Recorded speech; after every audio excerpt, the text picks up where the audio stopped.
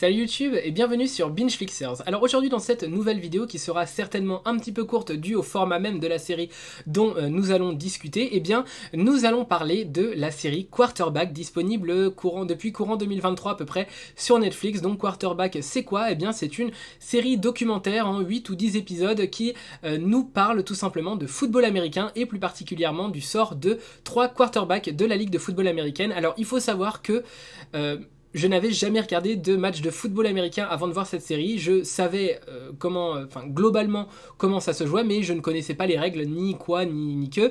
Et je ne suis pas particulièrement fan de football américain, ni même de rugby. Et pourtant, j'ai beaucoup apprécié cette série documentaire du nom de Quarterback. Voilà, ça nous plonge vraiment dans le football américain avec tout ce qu'il peut y avoir comme émoi autour, parce que c'est quand même le sport national. Et puis, c'est réalisé un petit peu à la manière des autres documentaires sportifs disponibles sur Netflix. Je crois que c'est la même boîte de production, Box to Box, à la réalisation. Ça ressemble un petit peu dans sa production à Drive to Survive par exemple. On sent que Netflix essaye de surfer un petit peu sur la vague Drive to Survive qui a ramené quand même énormément de fans à la Formule 1, notamment moi. Je regardais beaucoup la Formule 1 quand j'étais un petit peu plus jeune. J'avais arrêté pendant tout un moment et c'est vrai qu'en 2019 Drive to Survive m'a vraiment ramené à regarder la Formule 1 et j'avais énormément apprécié les 2 premières saisons de Drive to Survive. Et là, vraiment avec Quarterback, on est un petit peu dans cette vibe des premières saisons de Drive to Survive où on a à la fois on nous montre à la fois les moments forts, les moments charnières vraiment de la saison de football américain,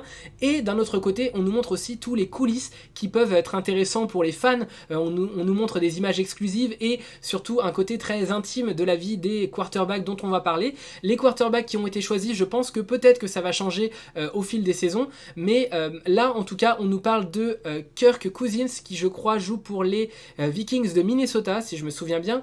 On nous parle de Mariota, voilà c'est ça, Mariota qui joue pour Atlanta, et on nous parle évidemment du grand Patrick Mahomes qui joue pour Kansas City. Voilà, c'est les trois quarterbacks qui nous sont présentés et on va suivre à travers eux leur saison tout simplement, ce qu'ils ont pu faire d'impressionnant ou pas, justement les moments plus difficiles qu'ils peuvent avoir au sein de l'équipe. C'est ça qui est vraiment intéressant, c'est qu'on a vraiment les moments forts comme les moments un peu plus faibles, un peu plus difficiles qui nous sont présentés à la fois au sein de l'équipe avec les coachs qui essayent d'élaborer des stratégies toujours plus innovantes, parce que on nous explique justement que c'est un petit peu difficile de toujours être à l'affût des nouvelles stratégies qui peuvent émerger et surtout de réussir à prévoir ce que les autres équipes vont pouvoir mettre en place comme stratégie. Il faut vraiment réussir à les prévoir et réussir soi-même à élaborer des stratégies que les autres équipes ne peuvent pas prévoir. Donc voilà, c'est vraiment un petit peu une plongée comme ça au cœur même des équipes de football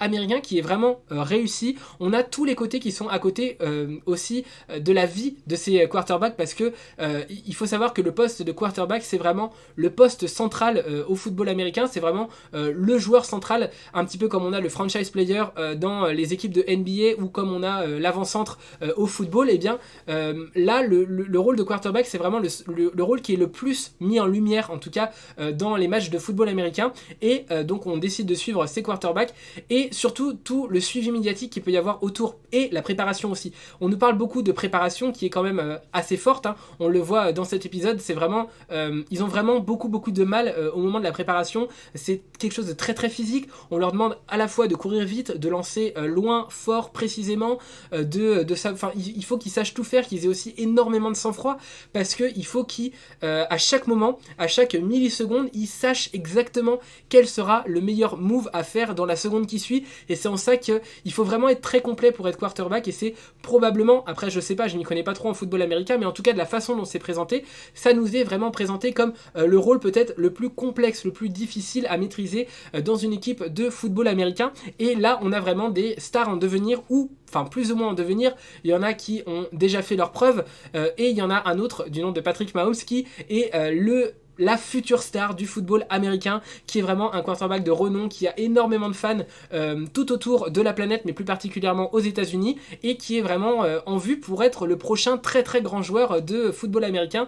Et on a comme ça toute les caméras en fait de Netflix qui vont le suivre dans sa vie de tous les jours et qui vont essayer de nous montrer comment il essaye de gérer cette nouvelle notoriété auquel il n'était pas forcément habitué et auquel il n'est pas forcément toujours bien préparé, même s'il est très très bien entouré, notamment par sa famille, mais il explique que c'est toujours un petit peu difficile, notamment pour sa femme et son enfant et ses enfants. Je crois d'ailleurs qu'il a juste une petite fille, mais bref, c'est un petit peu difficile comme ça de juguler un petit peu toute cette notoriété qu'il reçoit et tous ces paparazzi, toute cette fame qu'il a, tous ces gens qui parlent de lui et c'est parfois un petit peu difficile d'essayer de ne pas les décevoir et surtout de toujours être à la hauteur. On nous montre notamment pas mal de scènes dans les playoffs où les matchs sont très très disputés, où il a effectivement envie de remporter la coupe du championnat. Je sais pas exactement le nom que ça a, mais voilà, il a envie vraiment il a une salle de trophées chez lui, voilà, il a envie de remporter ce trophée et il va être face à des situations qui sont vraiment très complexes, notamment face à une blessure où tout le monde lui dit qu'il doit arrêter parce qu'il met en danger sa carrière, mais lui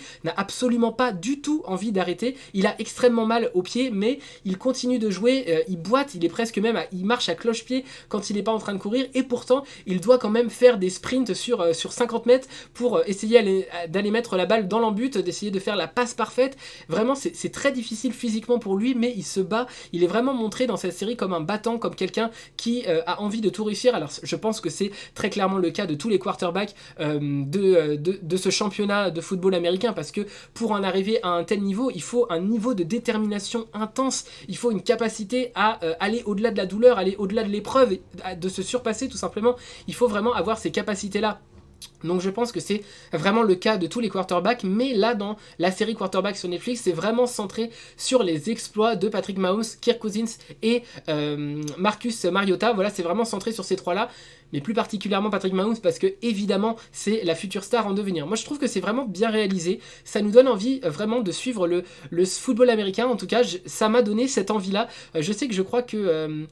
il me semble, enfin en fait je suis pas très sûr de ce que j'avance, mais il me semble que c'est Apple TV+ qui est en vue pour acheter les droits de diffusion et ou alors c'est la MLS, enfin je sais plus. En tout cas, j'aimerais bien en tout cas que certains diffuseurs de SVOD ou autres se penchent vers les droits du football américain, parce que je trouve que vraiment c'est un sport intéressant. En tout cas, moi ça m'a vraiment donné envie de suivre la compétition. Et puis voilà, on a vraiment des athlètes de haut niveau qui sont prêts à tout pour réussir, et c'est ça qui est vraiment enivrant en tout cas dans cette série, qui nous donne vraiment envie d'aller jusqu'à la fin, de découvrir un petit peu déjà qui a gagné, qui a perdu, quand on ne sait pas forcément ce qui s'est passé dans le championnat, comme moi, étant donné que je n'avais pas suivi.